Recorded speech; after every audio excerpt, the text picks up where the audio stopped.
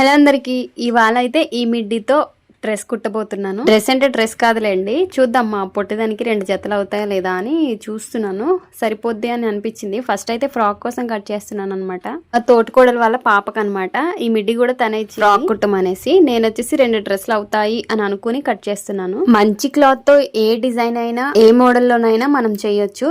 కానీ ఎందుకు పనికిరాదు, ఇంకా మనకి సెట్ అవ్వదు అని అనిపించినప్పుడు దాంతో కొత్తగా క్రియేట్ చేయడమే అసలైన క్రియేటివిటీ అని నేను అనుకుంటాను. నాకు ఈ పాత వాటితో కొత్తవి చెయ్యాలి అనే ఆలోచన చిన్నప్పటి నుండే స్టార్ట్ అయింది అనమాట. అది నాకు తెలియకుండానే స్టార్ట్ అయిపోయింది. మెషిన్ కూడా కొనుక్కోకుండా ముందు మా అమ్మ చీరలు కానీ లేదంటే పాత క్లాత్స్ ఏమైనా ఉంటే వాటితో ఓన్లీ సూదితో డిజైన్ చేసేదాన్ని. మీరు నమ్మరు, వీలైతే ఫోటో ఒకటి పెడతాను. నేను ఓన్లీ చేతితో స్టిచ్ చేసుకున్న ఫ్రాక్ అన్నమాట. అసలు అది వేసుకున్న తర్వాత అందరూ అలా చూస్తున్నారు. ఆ ఫ్రాక్ అంత బాగుంది, నిజంగానే చేత్తో కుట్టిందా అన్నట్టు షాక్ అయిపోయారు అనమాట. అప్పుడు అది తెలియకుండానే నాకు ఇంట్రెస్ట్ అనమాట. సో బొమ్మలకి కుట్టేదాన్ని, మా అమ్మ చీరలు తెలియకుండా కట్ చేసి ఏదో నాకు నచ్చినట్టు కుట్టుకొని వేసేసుకునేదాన్ని. నానా మాటలు కూడా తిన్నాను రండి, మంచివన్నీ పాడు చేసేస్తున్నావు అని తిట్టేదన్నమాట. సో ఈ ఫ్రాక్ ఏంటంటే సేమ్ ఇలానే లాంగ్ ఫ్రాక్ ఒకటి ఉండేది ఓల్డ్ది, అది అంతగా పెద్ద వాళ్ళకి సెట్ అవ్వదు. సో ఇంకా అది కట్ చేసి లాస్య కోసం స్టిచ్ చేస్తాను అనమాట. ఇంకా ఇవి నేను